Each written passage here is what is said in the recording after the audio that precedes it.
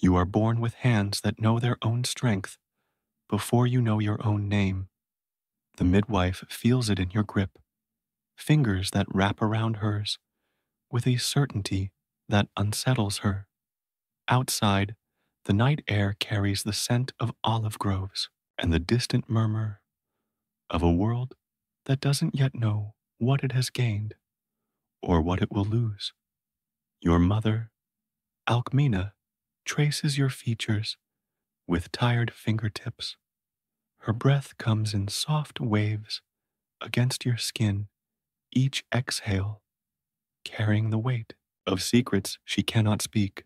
Zeus has touched her life like lightning touches earth, suddenly completely leaving everything changed.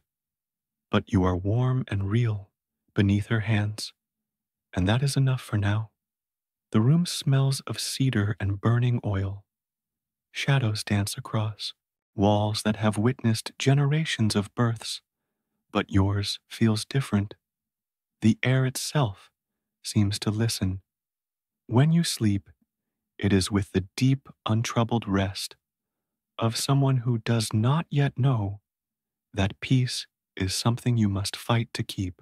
You learn to walk before other children, learn to sit steady. Your steps are firm against the cool stone floors, each footfall echoing with a promise you don't understand. The servants watch from doorways, whispering in voices too low for you to hear, but somehow loud enough to follow you through the corridors of your childhood. Even then, you are learning to carry things. Toys that should be too heavy rest easily in your small arms. You help your mother with jars of grain baskets, of fruit, bundles of cloth that smell like sunshine and wind. She never asks you to be careful. Somehow she already knows you always will be. The first sign comes when you are still learning words. Two serpents slide into your nursery on a night when the moon hangs thin as a blade. They move with the liquid grace of creatures born from Hera's jealousy, their scales catching what little light filters through the window. But your hands find them before fear can find you, and in the morning they are still and silent on the floor beside your bed. Your mother finds you playing with their forms, like they are rope toys, your fingers gentle, despite what they've done. She doesn't scream. Instead, she kneels beside you and strokes your hair, her touch as soft as her sorrow is deep. This is when she begins to understand that your strength will be both gift and burden, and that she cannot protect you from either. The gymnasium smells of sweat and olive oil leather and the metallic tang of bronze. Here, men twice your age struggle with weights that feel like pebbles in your hands. Your tutor Linus watches with eyes that grow more troubled each day. He teaches you to read the stars, to pluck the strings of a lyre, to shape words into poetry. But he cannot teach you to be ordinary. You learn that strength is not just in your muscles, but in the way you choose to use them. When training partners fall, you help them rise. When weapons break against your grip, you fashion new ones with your bare hands, smoothing the metal with a patience that surprises everyone, including yourself. The forge becomes a second home, its heat a comfort against your skin. The blacksmith, an old man whose arms bear the scars of decades, at the anvil becomes your unlikely teacher. He shows you how to shape iron with intention rather than force, how to coax metal into forms that will serve rather than dominate. His hammers ring against steel in rhythms you absorb into your bones, and gradually you understand that creation requires as much strength as destruction, perhaps more. You practice with swords and spears, but also with tools, plows that cut straight furrows, hammers that build walls strong enough to shelter families, ropes that lift and carry without breaking. These lessons sink deeper than any struck in combat. Becoming part of the man you are slowly, quietly becoming. Your fellow students learn to avoid wrestling with you, not from fear, but from futility. What challenge is there in a match that cannot be lost? Instead, you become the partner who helps others improve the steady presence against which they can test their own limits safely. You discover that teaching requires its own kind of strength, the discipline of holding back when holding back serves others better than pressing forward. The philosophers come to debate with you when word spreads of your unusual combination of physical and intellectual gifts. They speak of virtue and justice, of the responsibilities that come with power. You listen more than you speak, understanding that wisdom is not something that can be grasped like a weapon. It must be cultivated day by day in choices both small and large. At night, you lie beneath stars that seem close enough to touch and wonder what they expect of you. The constellations tell stories of heroes and monsters, gods and mortals, but their endings always feel incomplete. You sense that your own story is just beginning, though you cannot yet see its shape. The madness comes like a fever that builds slowly, then breaks all at once. One moment you are yourself, husband, father, a man who has found something like peace in the everyday rhythm of domestic life. The next, the world tilts sideways and nothing looks as it should. Hera's touch is subtle but thorough. She doesn't steal your strength or cloud your vision. Instead, she alters. What you see transforms the familiar into the threatening. Your wife's face becomes that of an enemy.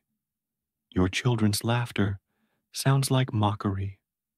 The home you've built with your own hands feels like a trap. The details blur together in your memory afterward. There is the weight of your bow in your hands, the terrible certainty that filled your chest, the way everything seemed to move too slowly and too quickly at once. When the fog lifts, silence fills the spaces where voices should be. The absence is so complete, it has its own weight pressing against your chest until breathing becomes work. You kneel among the wreckage of your happiness and understand that some things cannot be undone. Your hands, which have always known their own strength, have finally learned their capacity for loss. The irony is not lost on you.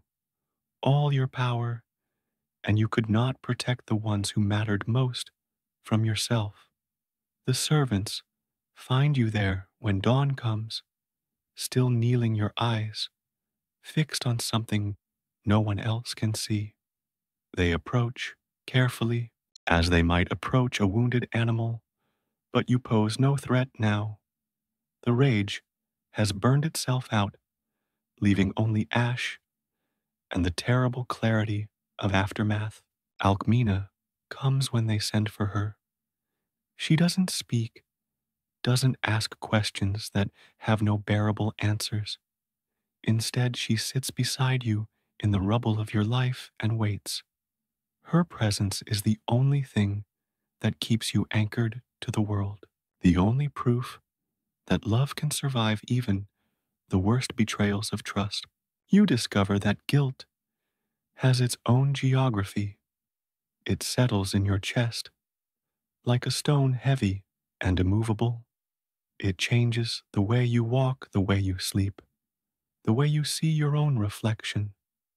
Every mirror becomes an accusation, every quiet moment an opportunity for memories to surface like drowning things that refuse to stay submerged.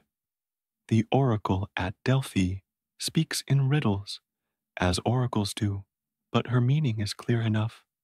Service, penance, work that will span years, and continence tasks that will test not just your strength, but your endurance, your will to continue, when continuing feels like the hardest thing imaginable. King Eurystheus trembles when you stand before him, though he tries to hide it behind royal robes and ceremonial guards. He has always been smaller than you, weaker, less capable, in every way that men measure themselves against each other. Now he holds your fate in his nervous hands, and you both understand the cosmic joke this represents. The road stretches ahead like a promise you're not sure you want to keep. Your feet know its texture now, dust that clings to your sandals, stones that press through worn leather, the give of earth after rain. Walking has become more than movement. It's a kind of prayer, a repetitive act that quiets the voices in your head. You carry little, a club carved from olive wood, its surface smooth from your grip, a lion skin that has become more familiar than any garment you wore in your former life. Provisions for a few days, though you've learned to find sustenance in places others might overlook. Wild fruits, clear streams, the occasional kindness of strangers who don't recognize the weight you carry. The first labor takes you to Nemea, where the lion waits. But the killing is quick, almost anticlimactic. It's the aftermath that teaches you something new about your burden. You must carry the body back proof of your deed, and it's heavier than you expected. Not the weight of flesh and bone, but the weight of another beginning, another step on a path you can't see the end of. People gather when you enter the city with your prize. They cheer and point their excitement, filling the air like the sound of birds at dawn. But their celebration feels distant, meant for someone else. You are learning the difference between a hero in stories and a man who must live with what heroes do. King Eurystheus retreats into his bronze jar when you approach a sight that might have amused you once. Now, it simply adds to the unreality of your situation. You deliver your proof to servants and guards who won't meet your eyes, then turn back to the road that will carry you to the next task and the next.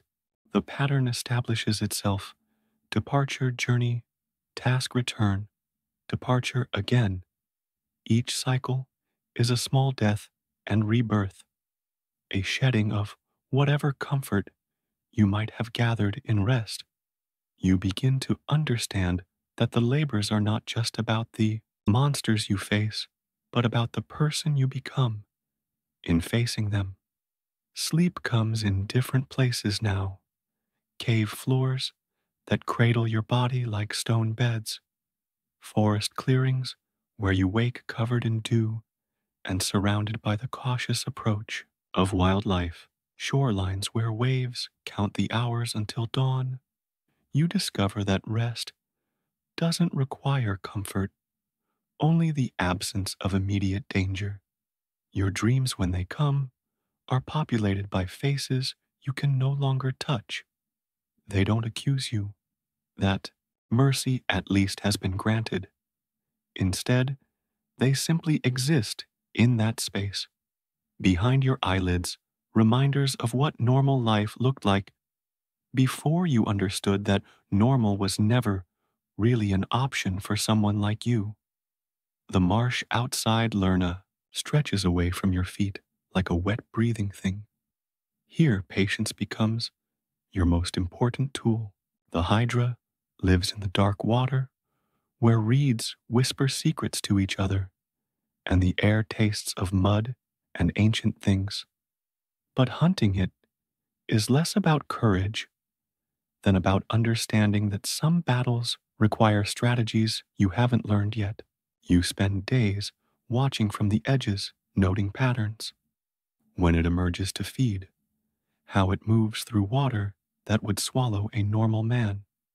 The way its heads work together, a terrible coordination that speaks to intelligence you hadn't expected. This is not mindless destruction, but something far more complex and dangerous. Your nephew Iolas joins you here young and eager, in ways that make your chest tight with memory. He carries fire and oil tools suggested by Athena in a dream that felt more like advice from a friend than divine intervention. His presence reminds you that you don't have to face everything alone, though you've grown accustomed to solitude. The battle, when it comes, is not the clean conflict of stories. It's messy work in muddy water, complicated by the creature's ability to grow new heads from severed stumps. Each victory becomes a greater challenge, each successful strike a multiplication of your problems. You learn to adapt quickly, to accept help without shame, to trust in solutions that require more than raw strength. Iolaus proves himself invaluable, his torches, sealing wounds before they can spawn new threats. Together, you work like craftsmen, tackling a particularly difficult project, each bringing skills the other lacks.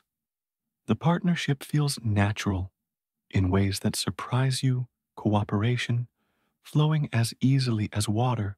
When it's over, the marsh seems different, quieter. The water reflects sky instead of hiding depths, and birds return to perch on reeds that no longer bend under the weight of something unnatural.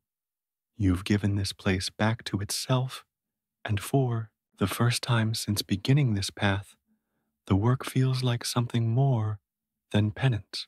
The walk back passes through villages where people emerge from their homes with faces full of relief. They don't bother hiding. Children run alongside your path for short distances, their fearlessness a gift you hadn't realized you missed. An old woman presses bread into your hands, her fingers lingering on yours just long enough to convey gratitude that needs no words. That night, sleeping under stars that seem brighter than usual, you dream of clear water and growing things. When you wake, you feel something that might be hope stirring in your chest, fragile but real. Perhaps redemption is not a destination, but a practice, something earned through daily choices rather than grand gestures. The Golden Hind runs ahead of you through forests where time moves differently.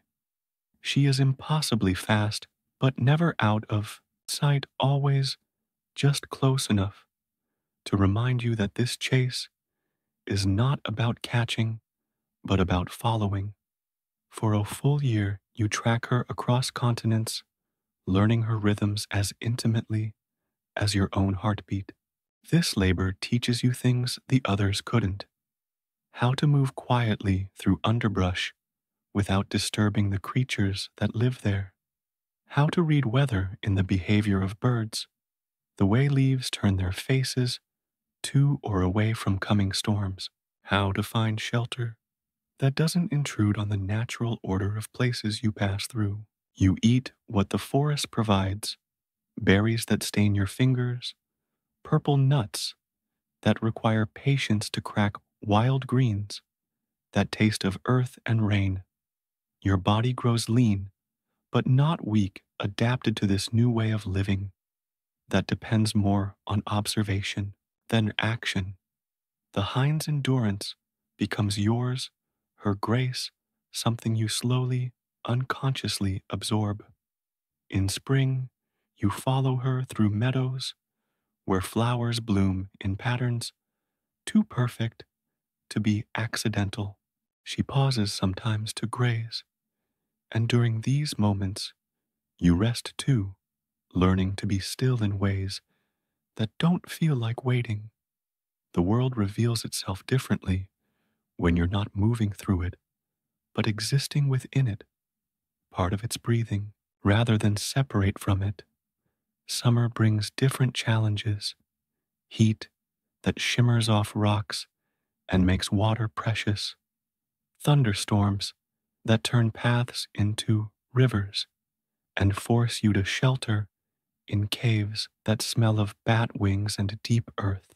But the hind continues her course with the consistency of a season, and you follow because following has become its own form of worship. Autumn arrives with colors that make your chest ache in ways you don't quite understand. The hind moves through forests that flame with red and gold, her hooves silent on carpets of fallen leaves. You realize you've grown attached to this pursuit, that the thought of it ending fills you with something unexpected loss. When winter comes, the trail leads into mountains where snow erases the world's sharp edges. Here, following becomes harder but more intimate. The hind's tracks in fresh snow are like letters in a language you're finally learning to read. Each print tells a story of speed and direction, of choices made at stream crossings and ridgelines. Finally, near the end of the year, she allows herself to be caught, not through your speed or strategy, but through her own decision to stop running. She turns to face you in a clearing where snow falls like a blessing, her eyes holding depths that remind you of everything you've lost and everything you might still find. Capturing her requires nets woven from willow branches, tools that won't harm what they hold. Even as you complete this task, you understand that the real achievement was not the catching, but the year-long lesson in persistence without violence, in pursuit without destruction. The stables of King Augeas stretch away from your feet like a monument to neglect.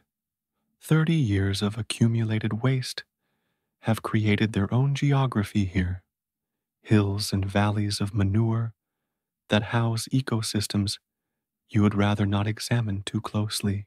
The smell is so thick, it has texture coating your throat and making your eyes water. This is not the kind of labor that inspires songs. There are no crowds gathered to watch, no glory in the work that waits. Just you shovels that break under the weight of your task, and more filth than seems physically possible from any number of horses. You understand that this humbling is intentional part of a punishment designed to remind you that strength means nothing without purpose. But as you work, something unexpected happens. The repetitive motion of lifting and carrying becomes meditative. Your mind, usually occupied with regret or planning, settles into the rhythm of necessary work. Shovel, lift, carry, dump. Shovel, lift, carry, dump. Each load removed reveals a little more of the stone floor beneath, proof that progress is possible even when it can't be seen. The horses watch you with the patient eyes of creatures who have accepted their circumstances without complaint. They move aside as you work their cooperation, a small kindness in days filled with literal shit. You find yourself speaking to them nonsense words that seem to comfort them as much as they comfort you. On the third day, inspiration strikes. Why fight the accumulated weight of decades when you can redirect it? The rivers Alpheus and Peneus flow near enough to the stables that their courses could be changed, their power harnessed to do what your hands alone never could. It's not cheating, it's problem solving. Diverting rivers requires its own kind of strength but also planning and precision. You spend days studying the land's natural contours, finding the path of least resistance that will carry water where you need it to go. The work is careful, methodical, requiring as much thought as muscle. When the water finally rushes through the stables, it carries away 30 years of neglect in a torrent that sounds like justice. The horses dance and whinny as their home becomes livable again, their joy infectious enough to make you smile for the first time in months. By evening, the stables gleam wet and clean, ready for the animals that will live there in comfort. King Augeas, watching from his palace windows, refuses to pay the wages he promised. His broken word stings less than you expected. You've learned not to expect fairness from kings or gods. The real payment was the work itself, the discovery that even the most degrading tasks can become acts of restoration when approached with the right spirit. The Stymphalian birds fill the sky like a storm made of bronze feathers and poisonous rage.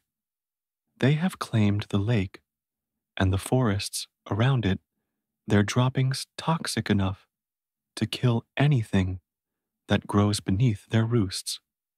The local people have fled or died, leaving behind empty villages that echo with the memory of normal life. You stand at the lake's edge with bronze castanets given to you by Athena, their weight solid and reassuring in your hands. The solution to this problem isn't combat, but music, sound that will drive the birds from hiding so they can be dealt with properly. It's a lesson in using the right tool for the task at hand, not always the most obvious one. The noise you create is tremendous, bronze against bronze, ringing across the water like the world's largest bell. The birds respond immediately, lifting from their hidden perches in clouds that darken the sun. Their cries are harsh enough to make your teeth ache, but they're also afraid. The sound of the castanets speaks to some instinct deeper than their anger. Your bow sings as arrows find their targets, each shot placed with the precision of years spent learning to control your strength. But you take no pleasure in the killing. These creatures are not evil, merely displaced, driven to aggression by circumstances beyond their understanding. They deserve clean deaths and the respect due to any living thing forced into conflict. Some escape flying away to find new hunting grounds where they won't threaten human settlements. You let them go, understanding that complete victory isn't always necessary. Sometimes it's enough to restore balance to make a place safe for the people who belong there without destroying everything that doesn't. The cleanup takes days. Bronze feathers scattered across the landscape like fallen leaves, each one sharp enough to cut unwary hands. You gather them carefully, recognizing their beauty, even as you curse their danger. The lake begins to clear as fish return to waters no longer poisoned their scales, catching sunlight in ways that make the surface dance. A few surviving villagers emerge from hiding as word spreads that the birds are gone. They approach cautiously, unsure whether to trust this change in their fortunes. An old fisherman offers to share his catch, and you accept, understanding that eating together is its own kind of ritual, a way of marking the return of normal life. That night, sleeping beside the lake where the birds once roosted, you dream of flight without malice, of skies clear enough to welcome all creatures without fear. When you wake, The water reflects morning light like scattered coins, and you feel something like peace settling in your chest. The wild boar of Erymanthus moves through deep snow like a force of nature given flesh. Its tusks are long enough to gut a tree, its hide thick enough to turn aside most weapons. But more than its physical presence, it radiates a kind of primal anger that makes the very air feel dangerous. This is fury distilled to its essence, and facing it means understanding your own capacity for rage. The mountain in winter is a place where only the hardest things survive. Snow reaches your waist in places, and the wind carries ice that cuts exposed skin like tiny knives. You track the boar for days through terrain that would kill ordinary men, following signs that speak of intelligence as well as animal cunning. Your breath forms clouds that dissipate quickly in the thin air. Each step requires deliberate effort, your legs pushing through snow that gives way grudgingly. The cold seeps through your lion skin and settles in your bones, a constant companion that sharpens your awareness of every sensation. The boar's trail leads through forests where trees stand like frozen sentinels, their branches heavy with accumulated snow. Sometimes you find trees it has destroyed in passing, trunks split like kindling bark, stripped away in long spirals that speak to the creature's massive strength. You begin to understand that you're tracking something whose rage matches your own. When you finally corner it in a ravine where the snow is deepest, the confrontation becomes less about victory than about recognition. The boar charges with the single minded purpose of something that has never learned to retreat. Its eyes hold a fury that seems familiar, a reflection of every moment when anger has driven you past the point of reason. But capturing, rather than killing, requires a different kind of strength. You must be faster than the boar's charge, more patient than its rage, more enduring than its determination. The net you carry is strong but not magical. Its power lies in technique and timing, in understanding the exact moment when force must give way to restraint. The battle, when it's over, leaves both of you exhausted. The boar pants in its bonds, still angry, but no longer able to express that anger through violence. You sit in the snow nearby, your own breath coming in clouds, and feel a kinship with this creature whose rage has also made it solitary. Carrying the boar down the mountain is work that tests endurance rather than strength. Each step must be placed carefully, your burden alive and uncooperative. But the physical challenge is less important than what you learn about anger during the long descent, how it can be contained without being eliminated, held without being destroyed. The golden belt of Hippolyta rests at the center of a request that feels different from the others. Princess Admete wants it not as a trophy, but as a symbol, something beautiful to mark her coming of age. For the first time, your labor serves not punishment, but celebration, the transformation of something distant into something personal and meaningful. The journey to the Amazon lands takes you across seas that reflect sky so perfectly they seem like pathways to other worlds. The ship you travel on is crewed by men who have heard stories of where you're going, their conversations full of speculation about women who fight like men and cities ruled by queens. You listen, but don't participate, understanding that your own experience will likely differ from their expectations. The Amazon city, when you reach it, proves to be nothing like the stories suggest. It's orderly and prosperous, its buildings well maintained, and its people purposeful without being hostile. Children play in courtyards where fountains sing with falling water, their laughter as natural as in any settlement you've passed through. Queen Hippolyta receives you with the courtesy due a guest, though her warriors watch from positions that suggest readiness without threat. She is tall and strong in ways that remind you of yourself, her presence commanding respect through competence rather than intimidation. When you explain your mission, she listens without interruption, her dark eyes thoughtful.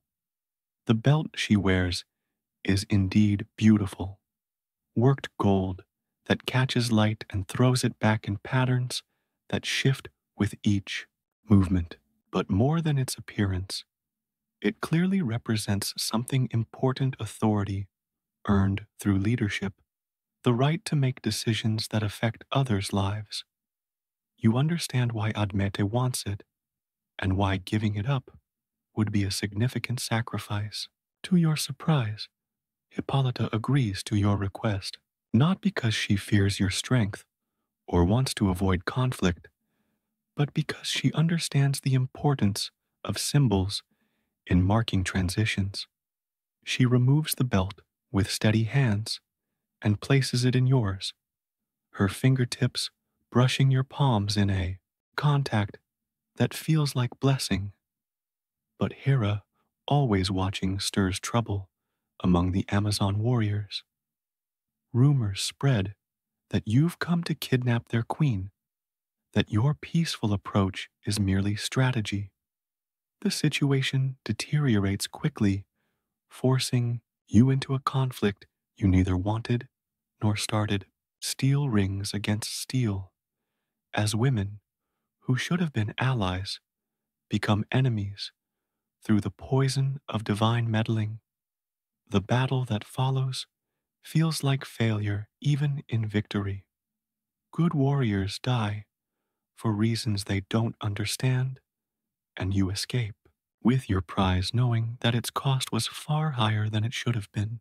The belt in your hands weighs more than gold now. It carries the weight of unnecessary loss of peace, broken by forces beyond mortal control. The cattle of Geryon graze at the western edge of the world, where sunset painted the sky in colors that have no names. To reach them, you must travel beyond the pillars that mark the boundary between the known and unknown, past the last lands where familiar gods hold sway. The journey itself becomes as significant as the destination. You cross deserts where sand shifts like water and mirages promise relief that never comes. The heat is constant and aggressive, pressing against your skin like a living thing that wants to drain every drop of moisture from your body. Water becomes precious enough to measure in sips, each one a small victory against the landscape's hostility.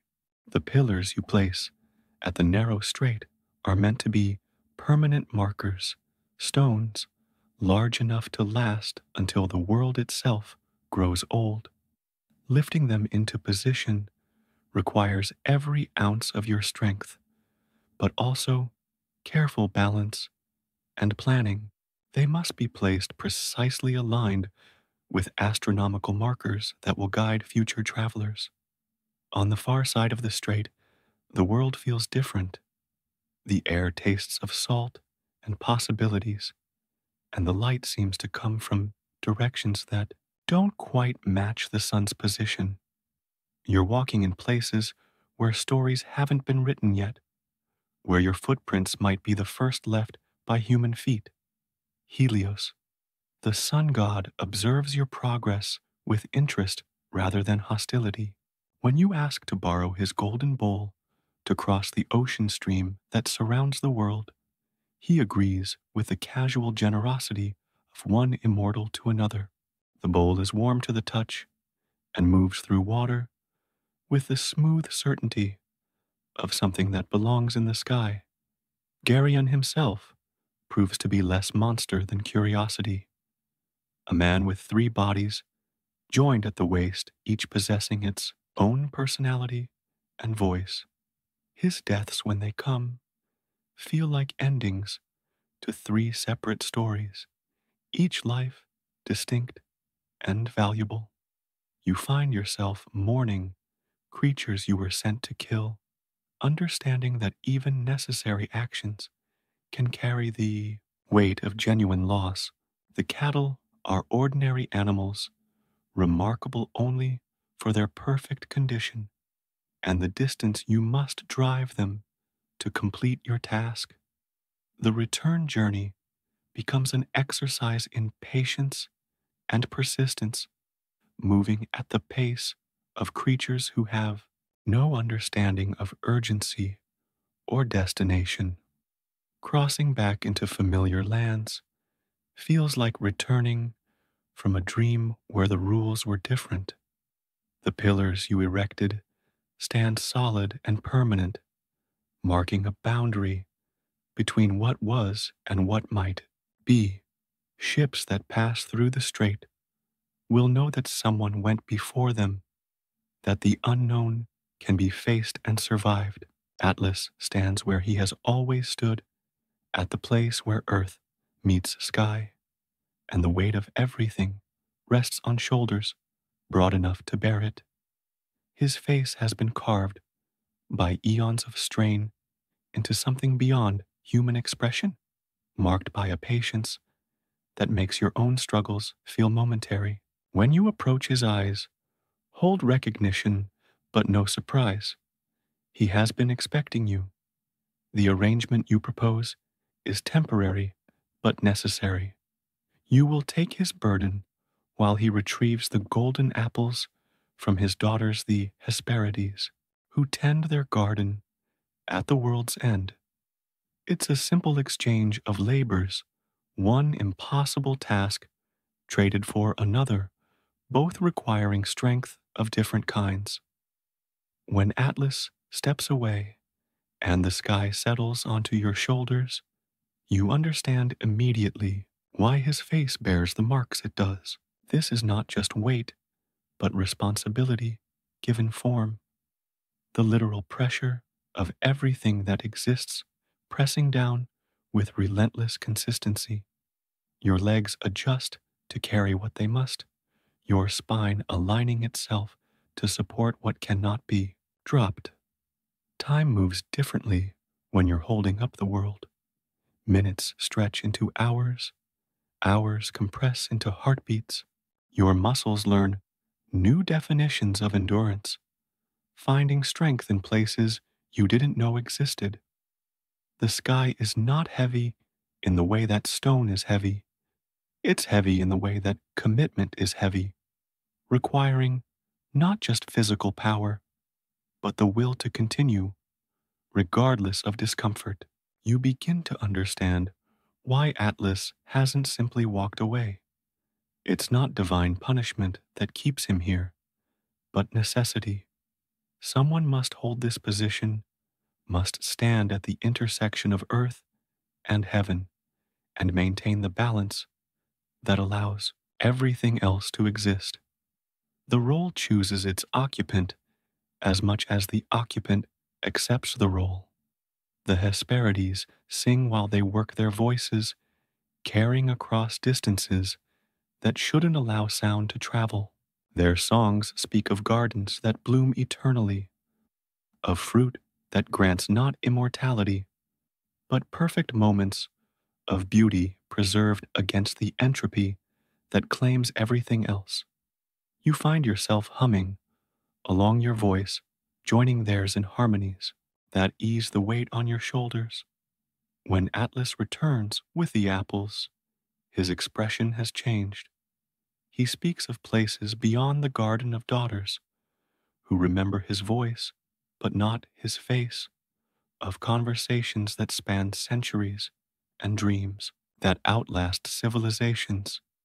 For a moment, you think he might refuse to take back his burden, might leave you here to learn what forever means. But he doesn't. With the gentleness of someone who understands exactly what he's asking, Atlas resumes his position. The sky lifts from your shoulders like the end of a season, leaving you free to continue your journey. The apples in your hands seem almost anticlimactic after holding the weight of everything, but you carry them carefully anyway, understanding that some gifts come wrapped in tests you barely survive. The entrance to Hades' realm lies in a cave that breathes with the rhythm of something vast and alive. The air that emerges carries scents of earth and endings of places where light has never reached, and time moves according to different rules. Cerberus waits in the darkness beyond his three heads, turning toward your approach with the interest of a creature who has been expecting you. Descending requires more courage than any monster you've faced.